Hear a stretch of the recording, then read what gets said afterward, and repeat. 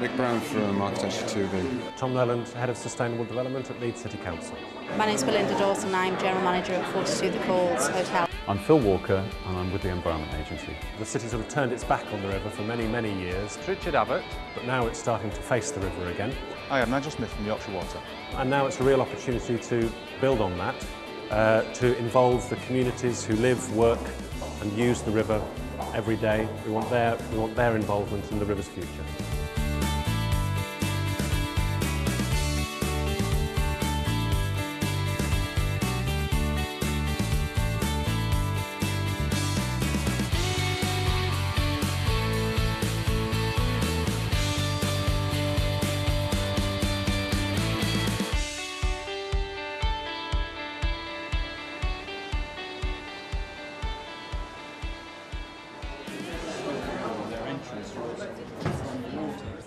Okay, well, good morning everyone. Welcome to this Area 8 Leeds event.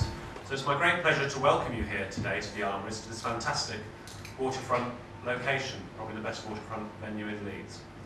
I'm just going to take us through a little bit of few facts and figures about British Waterways. We own and operate over 2,000 miles of canal and river navigation and its associated infrastructure.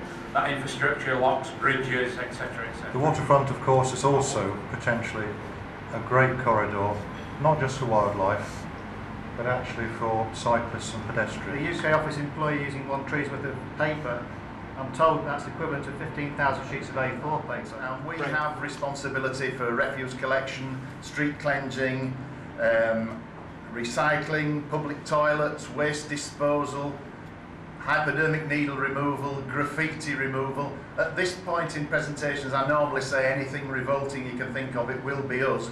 Leeds City Council wants Leeds to be Britain's cleanest city. Please pay attention to taking care of your waste, to recycling as much as possible, to using litter bins wherever you can, and to reporting problems as you come across them. Together, we can make Leeds a great place.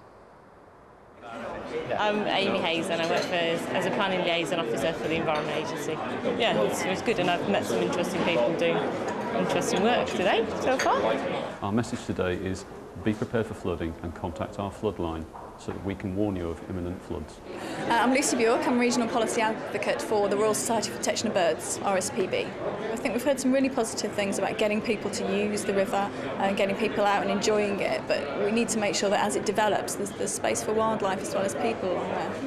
Okay, so you now have just 5 minutes, please. At your tables again, please. Any questions you want to put up? Hey, excellent. They're beginning to spread these questions. Excellent. 5 minutes. So go.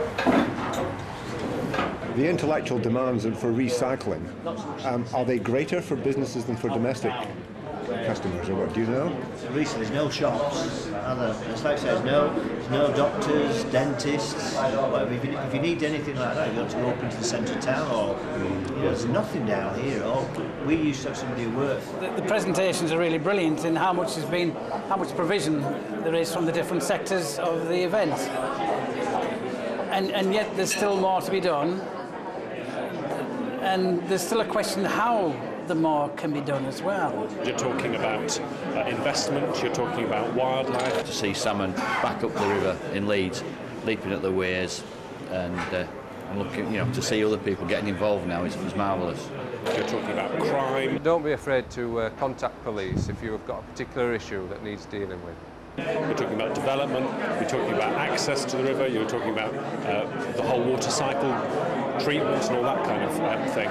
Yorkshire Water are working really hard. We're doing our bit. What we'd like people to do is do their bit too. It's a huge subject, but it's all just sort of comes together along the river and its corridor.